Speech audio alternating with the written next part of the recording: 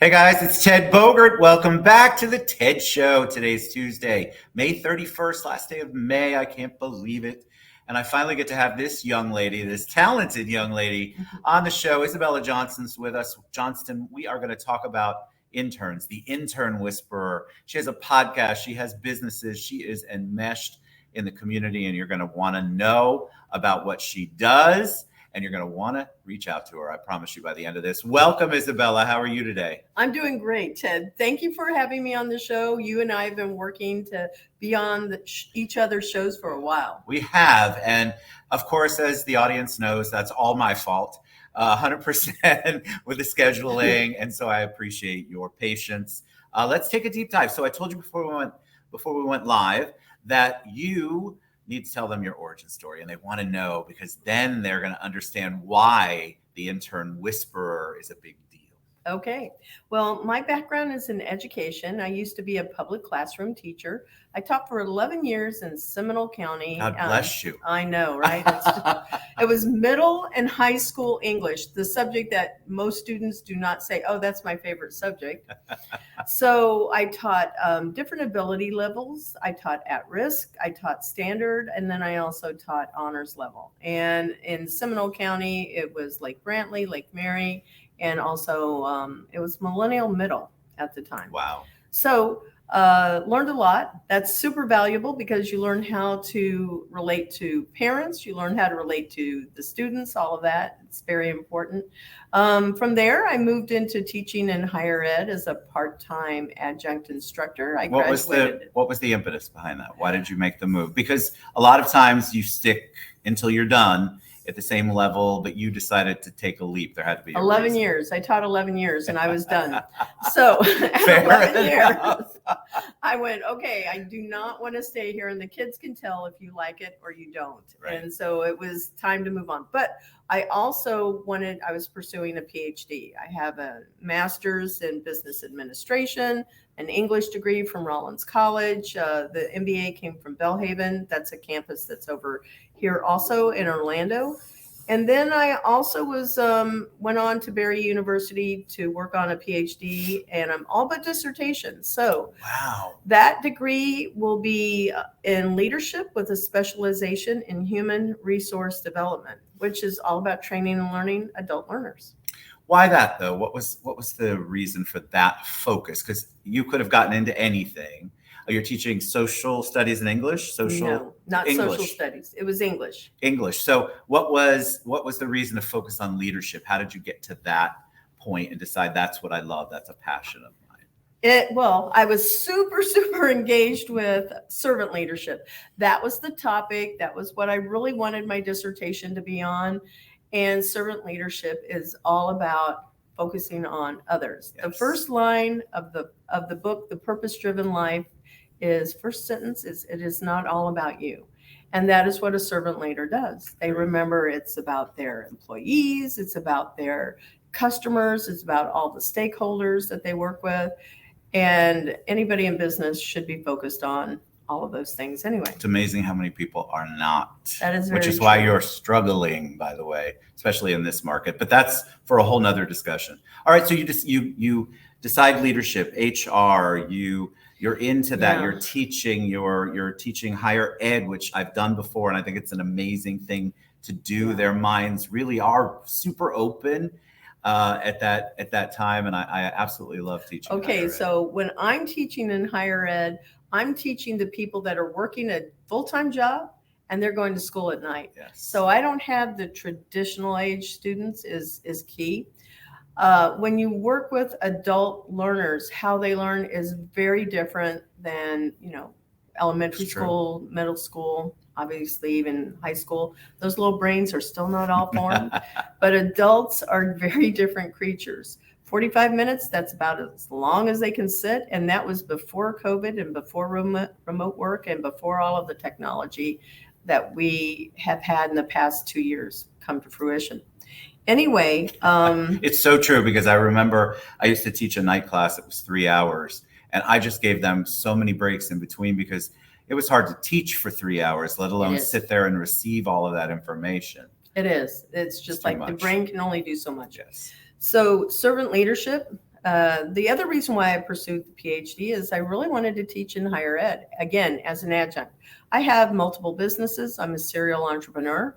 I have Pivot Business Consulting. From there, I write business plans. I'm going to go give a little shout out to one of my customers, Pig Floyd's Urban Barbacoa. I wrote their business plan, and they have Pizza Pizza that's going to be opening up really soon. And I did that business plan. So this family is always moving. I teach people how to use Asana. I do corporate retreats, and I also coach in servant leadership to executives. Okay, so you barely have time to breathe. Maybe it was your schedule instead of mine. I'm kidding. It was totally my schedule. Business plans is an interesting thing because I feel like a lot of people have gotten away from them and don't understand the importance of them. So the fact that you have local businesses that still want to engage that service, kudos to them because it's so important. If you don't have a plan, how do you have a vision? How do you know what you're working toward? And so to have a business plan written out, it is much more important than most people give it credit for. Yes, I agree with you. What they're focused on now, though, has been on lean startup. And that's a different type of a beast. There's something called the business model canvas. You've been down at Starter Studio, so you probably have heard us say that. And that's where you take a big piece of paper and you take a lot of Post-its and you fill out the Post-its and you move them around on the board to understand the parts of a business plan so you can figure out, is this really what I want to do? Is this where I want to try and get money and all of that? It's a precursor to actually doing the full business plan. So for Starter Studio, I can teach those courses over there also. It's beautiful. All right. Talk about interns. Get us to the intern part because now you're educating, you're helping businesses grow. Mm-hmm. You've got the servant leadership mentality, which I think is so important. If you haven't adapted that, reach out to Isabella or me, because I think it's a very important way to focus and do better in your business and for the world. But that's me pontificating. Talk about interns. How did you make that leap? So I made that leap when I was at Starter Studio. I had businesses that were coming up to me when I would go to any networking events, and they said, hey, we see you're really successful with these interns. We don't understand it, but we want you to teach us. So I started teaching it, and then I could see that, there's really a bigger market for it. It was actually before I got into Starter Studio, to be honest. So once I figured that out, that's where I applied to Starter Studio. I got into the program, and it was like, full on. We're going to the market now.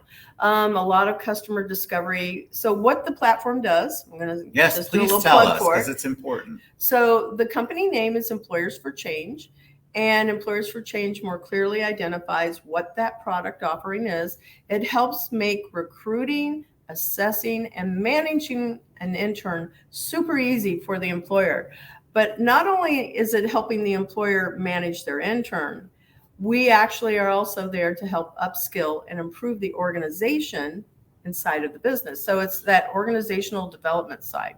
So the platform accelerates that whole recruiting process. We match an employee up to a student, and we use a more complex type of an algorithm.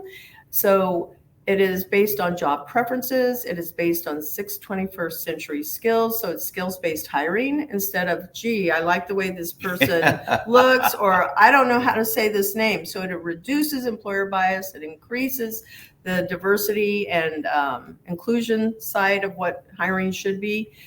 You guys don't get to see each other. So the employee and the student don't see each other until they've been matched, like a dating site. Fascinating. So you don't get to, so that takes away, oh, I like that person. Bias. You look pretty, or you look handsome. Or, whatever. You come from this country. I think you can do this. Or maybe you can't do it. Bias. That is so smart.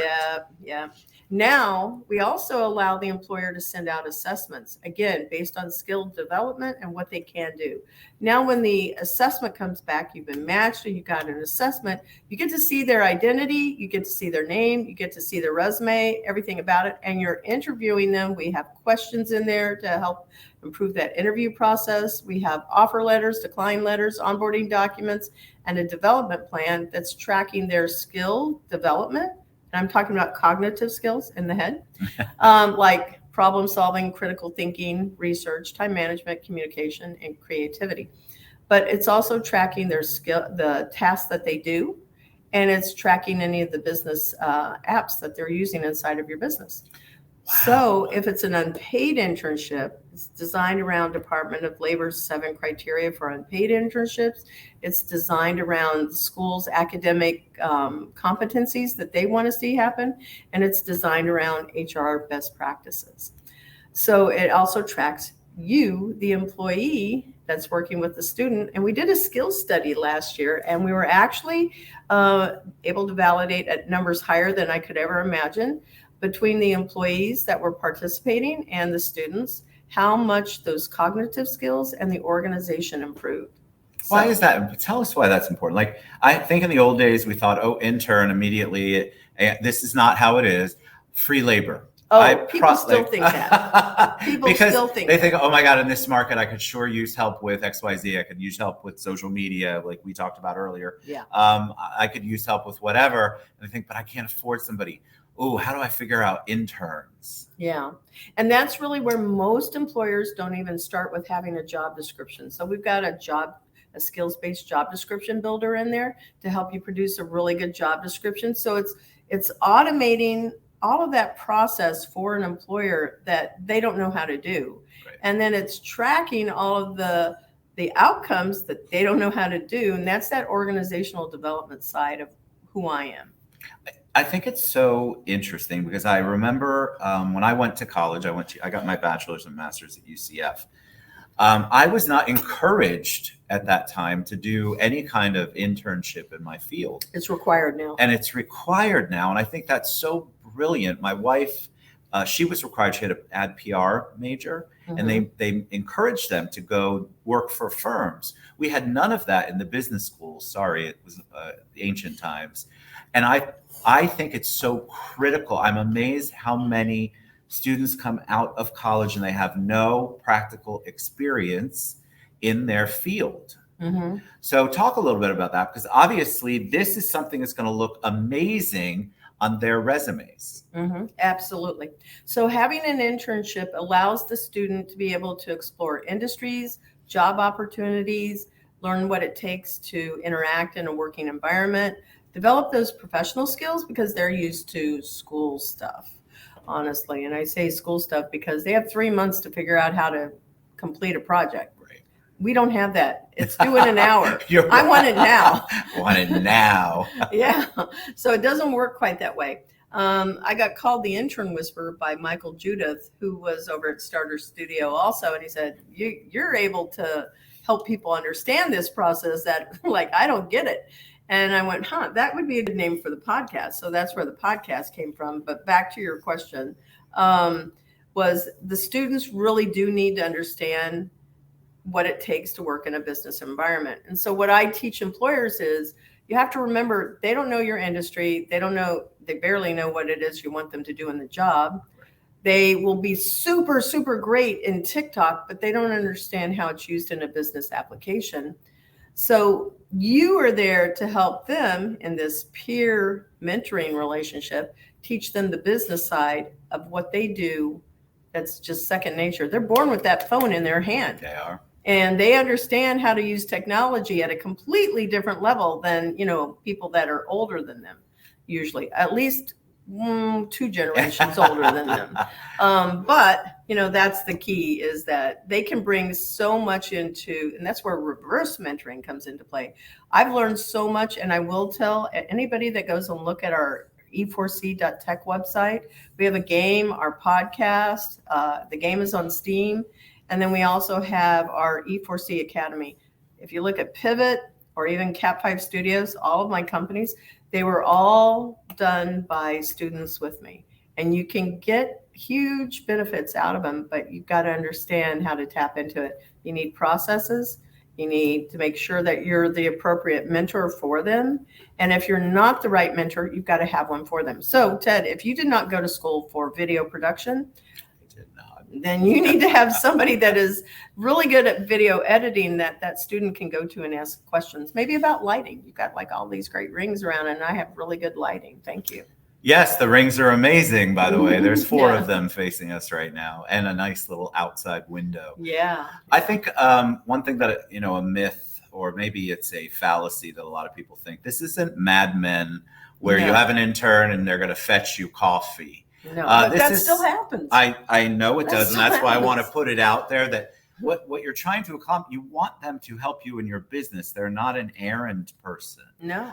They have goals that they want to meet, and this age group really can be very focused and are on their actual goals. So they're not going to come in and just fetch coffee for you. You have to really be structured, which Isabella's company takes that and makes it easy for you to do because there's tracking on both sides.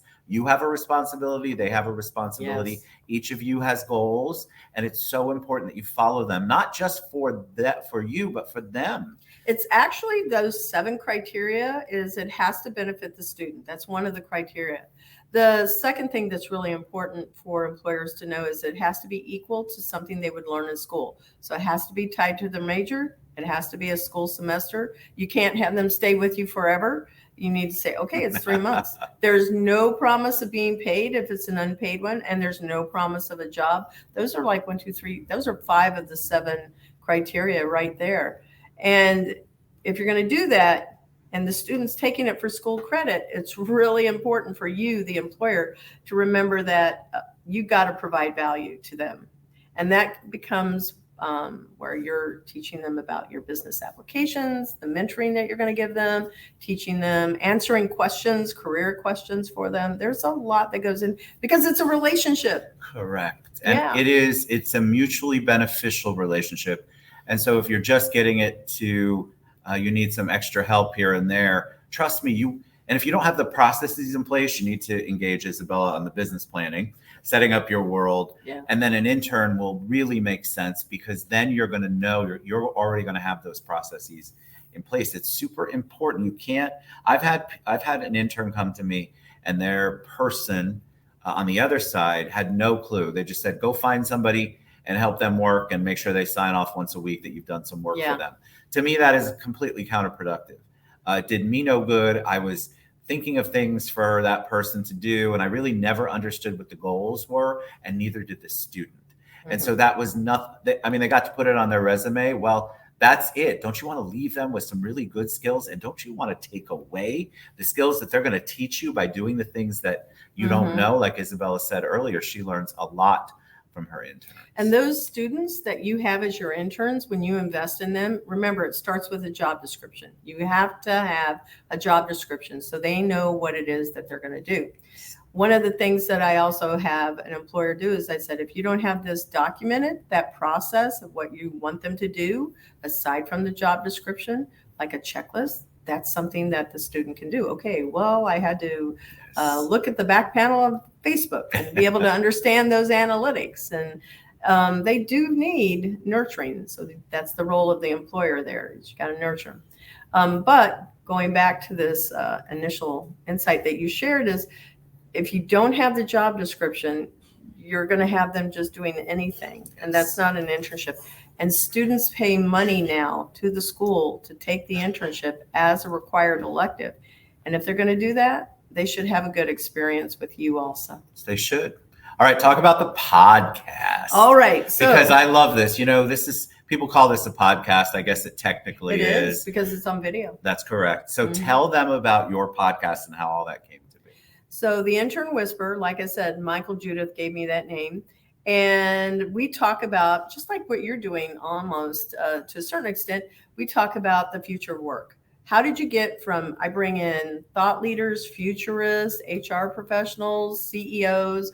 We talk about how did they get from school, where maybe that was college, maybe it was high school, who knows, or whatever. But how did they get from that time frame in their life to where they are now? So they talk a lot about their career path. They talk about their company, what it was like, what it is now. Maybe they've had 5 careers in that time frame. It's possible.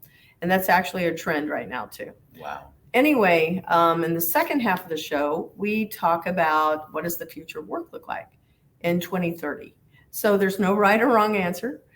We talk about their industry, what's going to be automated, robots, what's going to be AR, VR. What do they think about any type of holograms being used, or you're being, like beam me up, Scotty, and being put someplace else. All of those are possibilities and things that people haven't discussed. And then we finish it off with great mentoring advice that you want to share with our listeners. And we're hitting episode 200 Woo, in 1 more week. congratulations. I know, I'm so It's a excited. big deal. And we're also at pretty close to 6,000 downloads. I think you have way more than me, but I've been doing it 5 years. Yeah. So that's amazing, though, Isabella. Why do you think people are responsive to the podcast? Because people have a lot of podcasts to choose from, no matter what the topic is. Why do you feel like people are drawn? We actually have asked that question, and I thought it would be students that would go to it and they would listen to it, and it is somewhat, but really our listening audience is our business people, right? And they're listening to it around the world, so they get to connect with other people because we're promoting that business to other business people. And they learn about things that they hadn't thought about. We hear that they like the mentoring advice, but they also like that focus on the future of and hearing what other people have to say about it. Because it's scary. I feel like one reason that people are afraid of business plans is they've never had to plan anything really. So they're either overthinking it or underthinking it, and they just need some guidance on. All right, it doesn't have to be the next major Encyclopedia Britannica. You can make it a way that is palatable for you and for other people and understandable, and really then have a way measurable. And those are the things that I know that you do and talk about. I think a lot of people get caught up. Oh my God, Ted, I can barely get through the day. How am I going to set goals for 2 weeks from now or a year right? From now, God forbid. Put all your cues in there. Correct. And so I think people need it, but they're afraid of it. Yes, they are. Yep. And because the student is working with you for a 3-month time frame, that's a quarter, that's a Q. And that can be a way that you can learn how to get more organized so that you are thinking about, well, in Q1, we want to see this many downloads happen if it's a podcast. I just came out of Podfest. I'm going to share that a little bit. Please do, yes. So Podfest is this giant global organization where in 2020 and 2021, they won a Guinness World Record for having the most people attend a podcast organization online. I love it. So they had over 5,000. Both times, and they broke their record in 2021. They broke their 2020 record. So this is over here in Orlando, and we were at the Hilton Orlando, and there were all kinds of professionals. It was Thursday, Friday, Saturday, and Sunday, and it's not just podcasts, it's videos. So if you want to go and learn more about Podfest, connect with me. I will invite you to their Facebook group and you can meet these people. They are inclusive. They are friendly. There's every kind of podcast possible, things that are just questions that you may have had. It might be about how to monetize your podcast. It could also be about how to extend your reach, but it could be on just random topics. There's like somebody that was at the event and he was talking about autism. And that is a young man that has autism. His name is Sam. And he was there to share what that is. And that's usually something that people don't want to, they're more private about. They feel like they don't want to share, but he was just out there and he was wonderful about it. But there were podcasters that were even talking about, I don't know, anything you can pick a topic. They're out there. There was one about sex therapy too. And I'm going, okay, so there's an audience for all of these different types of topics, whether it's your faith, business, education. I met with education people over the weekend at this event. And I was also one of the speakers, and I was talking about how interns can grow your business. I think it's so important to, if you're not on video, doing podcasts, doing something in this arena, you are missing out on an audience. You're missing out on growth. Yeah, and we're not regulated like the other industries in radio are, radio and TV. So right now you can get your message out there, and it's a big deal. Now, can you help with, do you do that kind of consulting too? Do you help people with podcasts? I do. See, that's what I thought. And I think a lot of people need that too. They think, I can just record something and upload it, and I'm going to be a super great guy on iTunes or wherever you listen to your podcast at. And it's not as easy as you think, but it's also not as difficult as you think. No. Especially when you have somebody helping you set the goals, set the tone, figure out the logistics of it. And there are programs that make it very easy for you to reach that audience. Now, how you promote it is a whole nother thing, which I'm sure Isabella helps teach you that as well. Before we wrap up, I have one question. You mentioned it earlier, DE&I, so diversity, equity, and inclusion. Yes. Tell them why that's important. Why is that something? Because you mentioned it earlier before we went live, and you mentioned it earlier in the show. Yes. DEI, diversity, equity, inclusion is super important. Our focus should not be just on the race, ethnicity, the gender of a person. That's not what inclusion or even what diversity is supposed to look like. My platform focuses on what's on the inside of a person. So there's also the skills, the abilities, the way that people think differently, competencies. So it could be the single mom that did not go to school. That is how we make sure that if you're looking at hiring somebody, you've got to think about that. Just because your job description says, hey, I want to have a 4-year degree. What about that single mom that only went to college 1 year and she's like, can manage everything? Yes. That would be the person you would want to hire. What about internationals, veterans, individuals with disabilities? I've worked with all of these individuals to help make that an easier understanding for the employers, so they can connect with them. These are also protected classes. That's why they are there. And so when you think about what diversity means, again, not just race, gender, maybe even ages. I mean, that's technically a diversity factor, but it's not always how people hire. And you don't want to have a company that is all focused with just like one generation. You want to have multi-generations in there. So diversity is super important, and you see better results inside of your company when you are actually working with all of these different individuals. Inclusion, super important, because you want people to feel like they're welcome and they belong there, and that people will not use microaggressions against them and say, well, you sound like an American. But like you look different, like that is not okay. I agree. Yeah. I love that. I think DE&I is so important, and we are such a big proponent here on the show of anything that includes that in their platform, their mission, their message. And I think it's really critical. And also, just like Isabella said it so beautifully, you are missing out if you're hiring based on any of those things. You need to look at skills. You need to look at the actual skills and the match, which obviously Isabella can help you do. All right, Isabella, tell them the best way they can find you, learn more about business planning, podcasts, and interns. Okay, so best way to find me is honestly on LinkedIn, and it'll say Isabella Johnston with a T in there, and you've been saying it correctly, so thank you. I appreciate that. A lot I had to practice just for the record. People usually say Johnson. Anyway, you can also go to our website, Employers for Change. That's the name of the company, Employers with the number 4 and the change. Profits out there that have the same name, but they use the word for. Our website is www.e, the number 4, and the letter C for Employers for Change, and it's .tech, because we're a technology platform. Well, you've been a joy. Thank you so much. Thanks for all you do. I feel like people like you, servant leadership as well, you are changing the world, and it's a ripple effect. And interns learn from you, employers learn from you. We can all learn from you, and we all are looking for ways to be global, to do better in our work, to learn all of the dinosaurs like me trying to figure out social media and how that can be incorporated into my business plan. Isabella has the answers for you, so make sure you reach out to her.